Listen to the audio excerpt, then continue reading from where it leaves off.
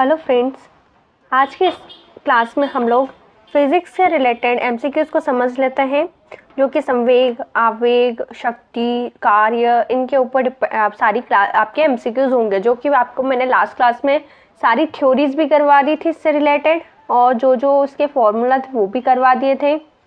और मैंने क्या करवा दिया था, फॉर्मूला के साथ साथ आपको एसआई यूनिट्स भी करवा दी थी। तो ये सारी चीज़ें आपकी कंप्लीट हो चुकी है लास्ट क्लास में। अब हम लोग देखेंगे एमसीक्यूज़ को इससे रिलेटेड। ठीक है, स्टार्ट करते हैं आज की वीडियो को। हम थोड़ा थोड़ा समझते जाते हैं कि मोमेंटम क्या होता है। मोमेंटम क्या होता है, किसी वस्तु और संवेग क्या होता है, उसका द्रव्यमान और वेग का गुणनफल होता है। द्रव्यमान मीन्स m और उसका जो वेग हो गया वो होता है v। तो अगर m इंटू वी कर दिया जाए तो आपका निकल आता है संवेग उस वस्तु का। ठीक है, इसको m को हम लोग मीन्स द्रव्यमान को हम लोग किलोग्राम में व्यक्त करते हैं, और जो वेलोसिटी आपकी मीटर पर सेकेंड में आती है, और इसकी पूरी ऐसा यूनिट हो जाती है kilogram into metre per second. ठीक है, और इसके अब हम लोग देख लेते हैं ऊर्जा संरक्षण के नियम, ये संवेग संरक्षण के नियम को। संवेग संरक्षण का नियम क्या कहता है, यदि किसी तंत्र पर बाह्य बल कार्य नहीं करता है तो उस तंत्र का कुल संवेग स्थिर रहता है। ठीक है, हमने ये सारी चीजें देख ली थी। बल, अगर बाह्य बल कोई नहीं लगा जाता है तो जो m1 u1 होता है, जो प्रारंभिक वेग, वो किसके बराबर होता है, आपके अंतिम वेग के m1 v1 के। ठीक, हमने ये चीजें देख ली थी। अब हम लोग आगे बढ़ जाते हैं और हम लोग देखते हैं इससे रिलेटेड एमसीक्यूज को। तो सबसे पहली चीज आती है आपकी संवेग का एसआई मात्रक। तो अभी हमने देखा संवेग का एसआई मात्रक क्या होता है, किलोग्राम मीटर पर सेकेंड। ठीक है, किलोग्राम इंटू मीटर क्या होता है आपका, न्यूटन होता है, न्यूटन। ठीक है, न्यूटन इंटू सेकेंड, तो ये क्या हो जाएंगे, न्यूटन इंटू सेकेंड भी आ जाएगा आपका, और किलोग्राम मीटर पर सेकेंड भी आ जाता है। तो ये दोनों ही आपके क्या हो जाएंगे, राइट आंसर हो जाते हैं। आपका आंसर क्या आ जाएगा, सी, दोनों। चलिए नेक्स्ट क्वेश्चन पर आते हैं हम लोग। नेक्स्ट क्वेश्चन में दिखाया गया है, यदि किसी वस्तु का द्रव्यमान 5 किलोग्राम है और उसका वेग 2 मीटर पर सेकेंड है, तो उसका संवेग कितना होगा। अब देखिए यहाँ पर न्यूमेरिकल बेस्ड क्वेश्चन आपका दिया गया है। सीधा सा आप क्या करेंगे, संवेग का आप फॉर्मूला लगा दीजिए। संवेग का फॉर्मूला क्या होता है, P = m × v, यही होता है। अब द्रव्यमान क्या बोला गया, 5 kg, तो 5 kg यहाँ पे लगा दिया हमने, इंटू में v मीन्स वेलोसिटी आपकी क्या है, 2 मीटर पर सेकेंड, तो 2, 5 × 2 कितना होता है आपका 10। तो आपका संवेग क्या आ जाएगा, 2, ये आपका 10 kilo joule kilogram metre per second. ठीक है, सी आपका आ जाता है करेक्ट आंसर। सी आपका करेक्ट आंसर आ गया। थर्ड क्वेश्चन पर आते हैं अब हम लोग। थर्ड क्वेश्चन क्या बोल रहा है, संवेग संरक्षण का नियम कब लागू नहीं होता है, किस स्थिति में जो आपका संवेग संरक्षण का नियम है वो लागू नहीं होता है। तो पहले आप ये समझिए कि संवेग संरक्षण का नियम कब लागू होता है, जबकि आपका बल, कोई भी बाह्य बल उपस्थित नहीं हो। अब यहाँ पर लागू नहीं बोला है, तो अब क्या होना चाहिए, अगर कोई बाह्य बल कार्य कर रहा हो। ठीक है, ये बात आगे समझ में। तो सबसे पहला हम लोग ऑप्शन देखते हैं क्या है, जब कोई बाह्य बल ना हो। अब यहाँ पे नहीं बोला है, तो ये तो संवेग संरक्षण को लागू कर रहा है, तो ये तो नहीं आएगा आपका आंसर। जब केवल आंतरिक बल हो, ये भी नहीं आएगा। जब घर्षण न हो, ये भी नहीं आएगा। जब बाह्य बल कार्य कर रहा हो, हाँ, डी आएगा आपका करेक्ट आंसर। इस सिचुएशन में क्या है, आपका संवेग संरक्षण का नियम लागू नहीं होता है। ठीक है, डी आपका करेक्ट आंसर आ गया। अब फोर्थ क्वेश्चन पर आते हैं हम लोग। फोर्थ क्वेश्चन आपका बोलता है, बंदूक से गोली चलाने पर बंदूक पीछे की ओर धकेली जाती है, किस नियम का उदाहरण है। ऊर्जा संरक्षण का नियम, संवेग संरक्षण का नियम, जड़त्व का नियम, या फिर कार्य ऊर्जा का नियम। ये हमने उदाहरण आपका पढ़ा था लास्ट क्लास में, उसमें क्या था, संवेग संरक्षण के नियम में ये बात बोली गई थी। तो आपका बी है करेक्ट आंसर। ओके, आगे बढ़ते हैं अब हम लोग। बी आपका करेक्ट आंसर आ जाएगा इसमें। फिफ्थ वाले क्वेश्चन पर आ जाते हैं हम लोग। फिफ्थ वाले क्वेश्चन में बोला गया है, 2 kg द्रव्यमान की वस्तु है कोई, और 3 मीटर पर सेकेंड की चाल से चल रही है। उसी दिशा में 4 kg द्रव्यमान की वस्तु 2 मीटर पर सेकेंड की चाल से चल रही है। टकराने के बाद वे दोनों एक साथ चलते हैं, उनकी अंतिम चाल क्या होगी। ठीक है, अब यहाँ पर कौन सा आपका लगेगा, संवेग संरक्षण का नियम लगेगा, जिसमें बोला गया है 2 वस्तु है, एक है 2 kg की और ये चलती 3 मीटर पर सेकेंड से, और एक है आपकी वस्तु जो कि है 4 kg की। जो कि चलती है 2 मीटर पर सेकेंड से।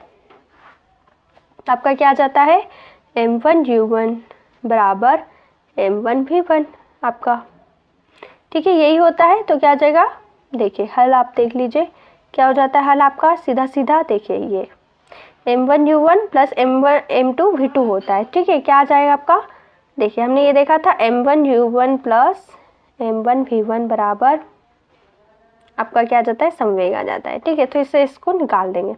देखिए 2 kg का क्या आ जाएगा आपका, 2 इंटू u1 कितना आ जाएगा 3 प्लस m1 कितना है 4 इंटू में v1 कितना आ जाएगा आपका 2, तो क्या आ जाएगा 6 प्लस 8, 6 प्लस 8 इज 14, तो ये आ जाता है आपका answer, 14 is the correct answer, ठीक। अब इसमें क्या बोला, कुल द्रव्यमान 6 kg इसका आया है और अंतिम चाल अब इसमें हमको निकालनी है, ठीक है।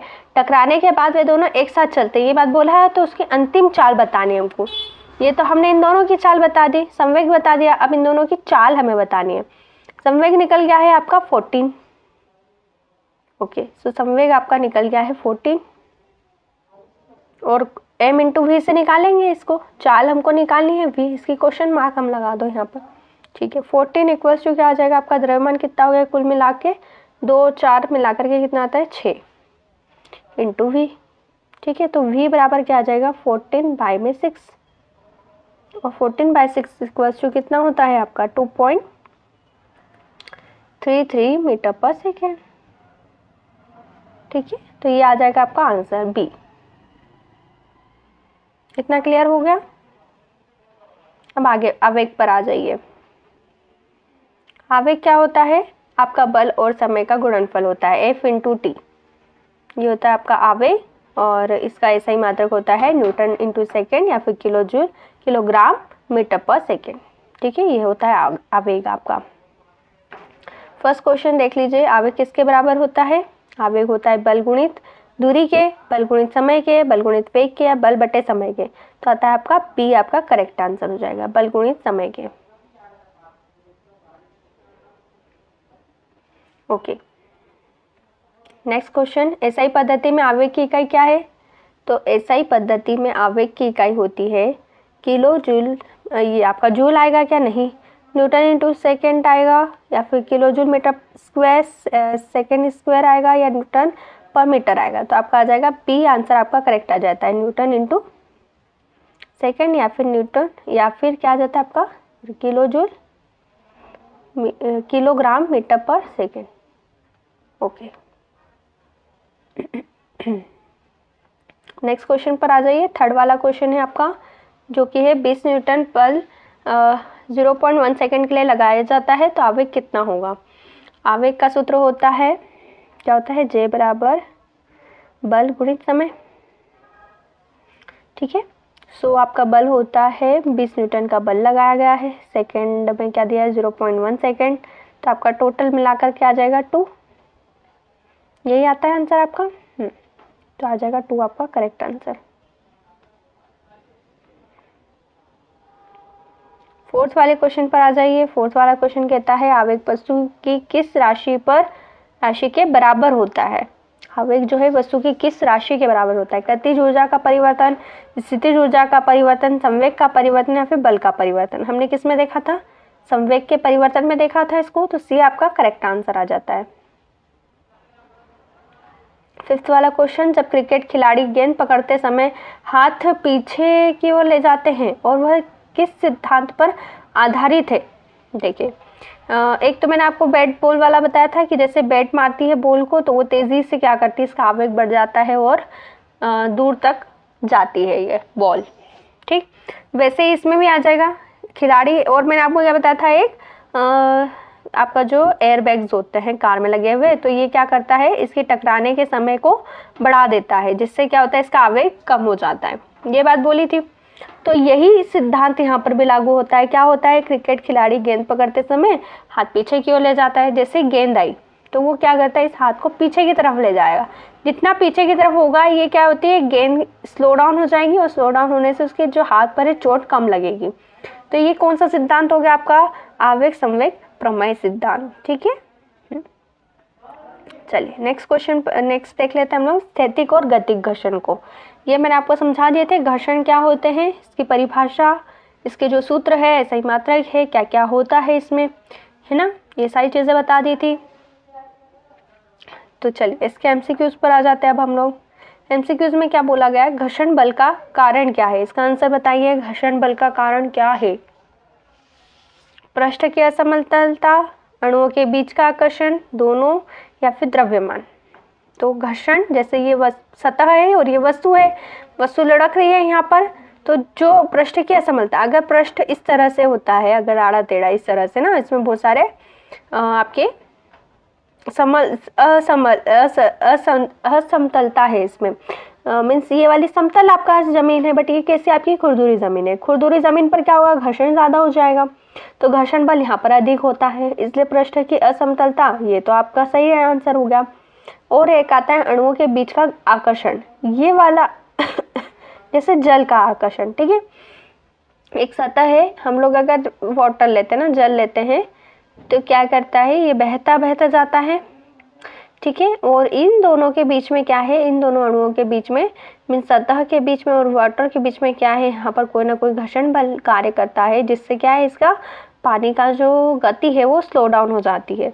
तो कहीं ना कहीं बीच के जो आकर्षण है, अणुओं के बीच का आकर्षण, वो कहीं ना कहीं घर्षण बल का कारण होता है, ठीक। तो ये बी आंसर भी करेक्ट है आपका, तो आंसर क्या आ जाएगा, सी। दोनों ए और बी इज करेक्ट।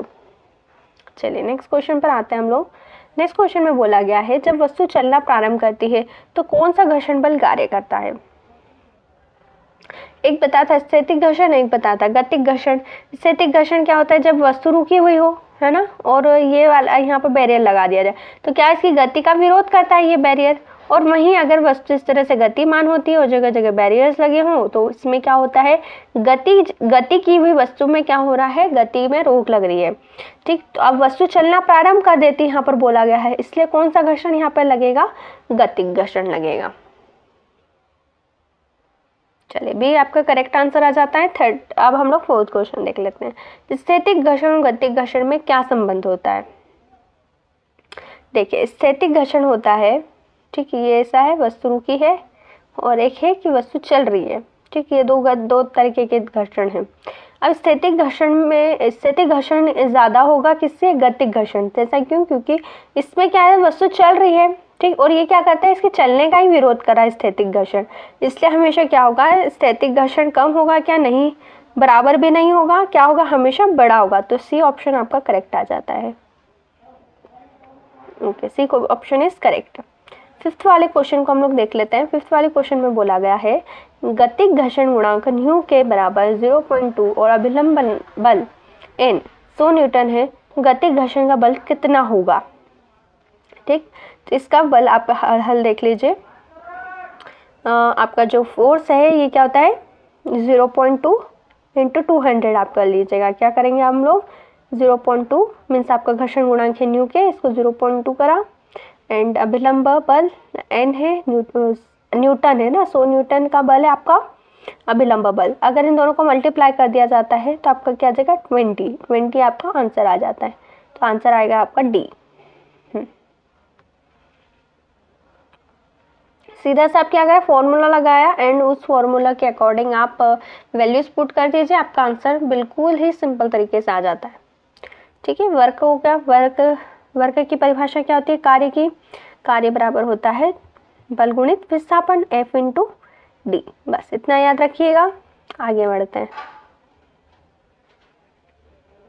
ऐसा ही मात्रक होता है जूल इसका। चलिए एमसीक्यूज पर आ जाइए। कार्य में बोला गया है, जब कार्य कब शून्य होता है। देखिए कार्य कब शून्य होगा, जब वस्तु का विस्थापन ही नहीं होता है ना। जब देखो कार्य क्या होता है, जब इस पर वस्तु पर बल लगाया जाता है तो वस्तु एक स्थान से दूसरे स्थान पर क्या हो जाती है, प्रतिस्थापित हो जाती है, विस्थापित हो जाती है, जिसको हम बोलते हैं कार्य। अब कार्य कब शून्य होगा, जब ये वस्तु ही विस्थापित नहीं हो रही है, तो क्या हो जाएगा, कार्य शून्य हो जाएगा। तो देखिए ए ऑप्शन में आपका बोला गया, जब बल और विस्थापन समान दिशा में हो, अगर ये समान दिशा में हो गए तो कार्य हो जाएगा। तो ऑप्शन गलत हो जाता है आपका। बी ऑप्शन देखिए, जब बल और विस्थापन के बीच 90 डिग्री का कोण हो। सी ऑप्शन में है जब बल लगाया ही नहीं जाए। और डी ऑप्शन है जब विस्थापन न हो। ठीक है, तो कौन से आपका 90 डिग्री में अगर आपका होता है तो भी आपका कहीं ना कहीं विस्थापन तो हो रहा है, तो कार्य तो हो रहा है, तो इसलिए ये ऑप्शन भी आपका गलत हो जाएगा। बल ही न जाए, बिना बल के भी कोई कार्य हो सकता है, इसलिए ये भी ऑप्शन आपका करेक्ट नहीं होगा जब विस्थापन न हो। अगर विस्थापन ही नहीं हो रहा है किसी वस्तु का, तब कितना भी बल लगा लीजिए वो कार्य की गिनती में नहीं आएगा। तो डी ऑप्शन आपका करेक्ट आ जाता है। ठीक है, बी और डी आपका करेक्ट है।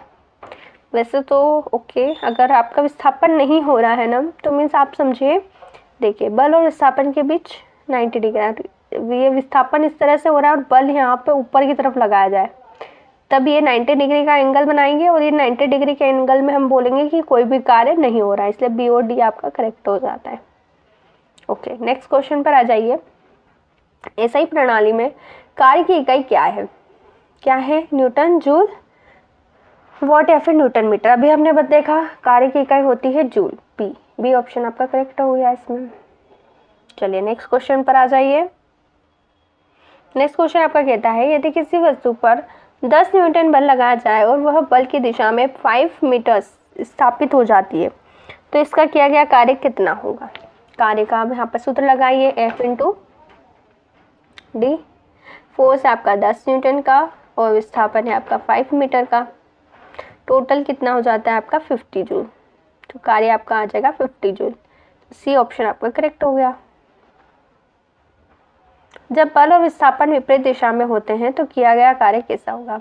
ठीक है, बल अगर इधर लगाया जा रहा है इस तरह से, और विस्थापन कैसा उल्टा हो गया है ना, विस्थापन जो है इसकी विपरीत दिशा हो गई, तो इस संबंध में क्या हो गया, कार्य कैसा हो जाता है आपका? ऋणात्मक हो जाता है। सी ऑप्शन आपका करेक्ट हो गया। नेगेटिव वर्ग में वो गिना जाएगा क्योंकि दोनों की दिशा कैसी है? विपरीत है। चलिए नेक्स्ट क्वेश्चन देखते हैं हम। देखिए अब इसमें क्या बोला गया, किसी व्यक्ति ने 20 kg का भार 2 मीटर ऊपर उठाया हुआ है और इसका किया गया कार्य अब हमको बताना है। तो हम लोग कैसे निकालेंगे कार्य को? देखिए एक हाइट है इसकी, ठीक 20 kg है, मास इसका m इक्वल्स हो गया 20, और हाइट इसकी 2 मीटर है ना, ये वाली हाइट है इसकी 2 मीटर, तो ये हो गया आपका h बराबर 2 मीटर, और जी कितना हो गया आपका 10 metre per second, g equals to 10। Okay, अब हम लोग क्या करेंगे, यहाँ पर सूत्र लगा देंगे। वर्ग क्या होगा, mg h के बराबर। हमने पढ़ा था ये कौन सा है, कौन सी ऊर्जा है, ये वाली आपकी स्थितिज ऊर्जा है। अब स्थितिज ऊर्जा क्या है, कार्य में परिणित होगी। mgh है, m होता है आपका 20 इंटू जी होता है आपका 10 इंटू 2 मीटर का क्या हो जाएगा आपका 2। ओके, सो ये कितना आ जाएगा टोटल मिला करके 200 into 2 is 400 joule. 400 joule is D is correct answer. चलिए नेक्स्ट क्वेश्चन पर आ जाइए। नेक्स्ट क्वेश्चन में बोला गया है ऊर्जा। चलिए ऊर्जा पर आ जाइए। कौन कौन सी ऊर्जा होती है? गतिज ऊर्जा होती है, स्थितिज ऊर्जा होती है, बाकी सारी ऊर्जाएं भी होती है, वो देख लीजिए। सही मात्रक होता है इसका जूल। एमसीक्यू जोन जूल, ठीक मीन्स ऊर्जा क्या होती है? सही मात्रक क्या है इसका? न्यूटन नहीं, न्यूटन किसका होता है? बल का होता है। जूल, वॉट, अर्ग भी अलग है, वर्क का होता है, और वॉट पावर का होता है। तो जूल आपका करेक्ट आंसर आ जाता है यहाँ पर, B is correct answer. Second question है आपका, गतिज ऊर्जा का सूत्र क्या है? ठीक, गतिज ऊर्जा means kinetic energy. Kinetic energy का मैंने सूत्र बताया था आपको, हाफ mv का स्क्वायर। तो आपका आ जाता है हाफ mv का square, means C is correct answer. Okay, third question देख लेते हैं। देखिए थर्ड क्वेश्चन में बोला गया आपका 2 kg द्रव्यमान वाली वस्तु 5 मीटर पर सेकेंड की चाल से चल रही है, तो उसकी गतिज ऊर्जा कितनी होगी? तो आपकी काइनेटिक एनर्जी इक्वल्स टू क्या हो जाता है आपका हाफ mv का स्क्वायर, हाफ इंटू 2 इंटू 5 का स्क्वायर, 2 से 2 कैंसिल हो जाता है, 5 का स्क्वायर आ जाता है आपका 25 जूल। तो सी ऑप्शन आपका करेक्ट आंसर आ जाता है 25 जूल। नेक्स्ट क्वेश्चन पर आ जाइए। नेक्स्ट क्वेश्चन में बोला गया है 10 kg द्रव्यमान वाली वस्तु को 5 मीटर ऊंचाई तक उठाने पर स्थितिज ऊर्जा कितनी होगी? देखिए 10 kg है, द्रव्यमान की वस्तु और 5 मीटर ऊंचाई पर उठा दिया। अब इसमें स्थितिज ऊर्जा हमको निकालना है। पोटेंशियल एनर्जी का हम लोग यहाँ पर अभी हमने जैसे सूत्र लगाया था वो लगा देंगे, mgh। m आपका हो जाता है 10 kg का एंड g आपका है आपका 10 और हाइट है आपकी 5 मीटर की। तो कितना हो जाता है टोटल मिला करके, ये हो जाता है 100 इंटू 5, ये टोटल हो जाता है आपका 500 जूल। तो आपका D option is correct option. Next question पर आ जाइए। नेक्स्ट क्वेश्चन में बोला गया है ऊर्जा संरक्षण का सिद्धांत क्या कहता है। ऊर्जा संरक्षण का सिद्धांत, हाँ मैंने आपको ऊर्जा संरक्षण का सिद्धांत समझाया था, जो कि क्या था, ऊर्जा को न तो उत्पन्न किया जा सकता है और न ही नष्ट किया जा सकता है। इसे क्या कर सकते हैं, एक रूप से दूसरे रूप में बदल सकते हैं। तो आपका कौन सा ऑप्शन करेक्ट आ जाता है, ये स्टेटमेंट आपका ए वाले ऑप्शन में है, इसलिए ए ऑप्शन आपका करेक्ट ऑप्शन आ जाता है। चलिए नेक्स्ट देख लेते हैं हम लोग शक्ति पर एमसीक्यूज। शक्ति पर क्या क्या बोला गया है, शक्ति का ऐसा ही मात्रक क्या है। तो शक्ति का ऐसा ही मात्रक होता है आपका वॉट, तो बी ऑप्शन इज करेक्ट। यदि एक मशीन 100 जूल कार्य 10 सेकंड में करती है तो उसकी शक्ति होगी। ठीक, अब हमको यहाँ पर आपको कैलकुलेट करना है कि शक्ति जो है वो कैसे हम निकालेंगे। ठीक, पावर क्या होती है, आपका जो वर्क होता है प्रति सेकंड किया गया कार्य है ना, डेल टी। तो 100 जूल तो आपका वर्क हो गया और प्रति सेकंड में जितने सेकंड में जितने समय में जो कार्य किया जाता है उसको हम लोग डिवाइड कर देंगे यहाँ पर। ठीक है, तो आपका जो वर्क होता है वो हो गया 100 एंड ये आपका हो जाता है 10 जूल, 10 वॉट सॉरी, हाँ। तो 10 वॉट आपका जाता है शक्ति। तो 10 कौन सा ऑप्शन में दिया गया है, बी ऑप्शन में दिया गया है, तो बी ऑप्शन इज करेक्ट, है ना। मैंने ये सारे सूत्र आपको समझा दिए ना लास्ट क्लास में, तो यहाँ पर आपको बताने की ज़्यादा ज़रूरत नहीं है। ठीक है, हॉर्स पावर पर आ जाइए। तो 1 horse power is equals to 476 watt, नहीं 736 भी नहीं, 746, yes 746 watt is a 1 horse power. सारे कन्वर्जन मैंने आपको यहाँ पे बता दिए गए थे लास्ट क्लास में, वो देख लीजिएगा आप कन्वर्जन और वो याद रखिएगा। ठीक है, वो कई बार पूछ लेते हैं। एक हॉर्स पावर मीन्स क्या, 1 किलो वाट इक्वल्स टू कितने वॉट होते हैं, 1 वॉट में कितने किलो वॉट होते हैं, ये सारी चीज़ें। शक्ति किसका रेट है, तो शक्ति आपका होता है कार्य का, क्योंकि संवेग बल और वेग तो इसमें आएंगे ही नहीं। कौन आ जाएगा, किसका तो बताएंगे हम लोग, कार्य का, क्योंकि क्या होता है कार्य बटे समय है ना। जितना समय लगता है किसी कार्य को करने में उसी को बोलते हैं हम लोग शक्ति। यदि कोई बल किसी वस्तु को स्थापित नहीं करती है तो शक्ति होगी। यदि कोई बल, ठीक है, बल लगा गया है इस वस्तु पर और ये स्थापित ही नहीं हो रही है, इस स्थान से दूसरे स्थान ही नहीं जा रही है, तो इस केस में क्या होता है, कार्य कोई काम उस पर लग ही नहीं रहा है, कोई शक्ति वो लग ही नहीं रही है, तो इस टाइम पे क्या होगा, शक्ति क्या हो जाएगी आपकी, शून्य हो जाती है। तो बी हो गया आपका करेक्ट आंसर। औसत शक्ति को परिभाषित किया जाता है, औसत शक्ति को परिभाषित किया जाता है कुल कार्य भागित कुल समय, यही होता है ना, वर्क बाय टाइम, ये होता है आपका शक्ति। शक्ति का आयाम क्या है, शक्ति के आयाम का सूत्र होता है mL2T-3, है ना। तो बी आपका हो गया करेक्ट आंसर। ये सिर्फ आपको याद करते हुए चलना है। यदि 200 वॉट की शक्ति से 10 सेकंड तक कार्य किया गया तो कुल कार्य होगा, देखो 200 वॉट की शक्ति हो गई और 10 सेकंड तक कार्य किया गया तो कुल कार्य, अब हम यहाँ पे हमको बताना है शक्ति पावर इक्वल्स टू कितना होता है, कुल कार्य बटे समय। यहाँ पे पावर आपकी दे दी गई 200 वॉट और कार्य तो हमको दिया ही नहीं गया है, इसलिए कार्य को वैसे ही लिख दिया। और शक्ति आपका सेकंड कितने सेकंड का हो जाता है, 10 सेकंड का। ठीक है, ये यहाँ पर गया तो कितना आ जाएगा, वर्क इक्वल्स टू 200 इंटू 10, ये कितना हो जाता है आपका 2000 जूल। 2000 जूल मीन्स सी आपका करेक्ट आंसर आ गया, 2000 जूल। शक्ति की व्यवहारिक इकाई कौन सी है, शक्ति की व्यवहारिक इकाई हॉर्स पावर, वॉट घंटा, जूल या फिर न्यूटन। तो जो शक्ति है उसकी व्यवहारिक होती है वॉट घंटा नहीं होती, क्या होती है आपकी, हॉर्स पावर होती है।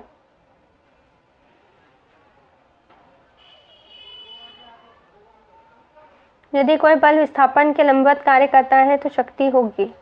यदि बल इसके लंबवत विस्थापन, ठीक इस तरह से अगर इसका बल फोर्स इस तरह से लगा जाता है, विस्थापन इस तरफ हो रहा है, तो इस टाइम पे क्या होता है 90 डिग्री का एंगल बनता है। और हमने क्या देखा था, इस टाइप के एंगल में जो कार्य होता है वो शून्य होता है। अगर कार्य ही शून्य हो जाएगा, ठीक है, पावर क्या हो जाती है, अगर यहाँ पर कार्य शून्य हो जाता है तो ये पूरी पावर क्या हो जाएगी, इसकी वैल्यू शून्य हो जाती है। तो इस टाइम पे क्या होगा, शक्ति की वैल्यू पूरी शून्य आ जाएगी। बी आपका करेक्ट आंसर आ गया।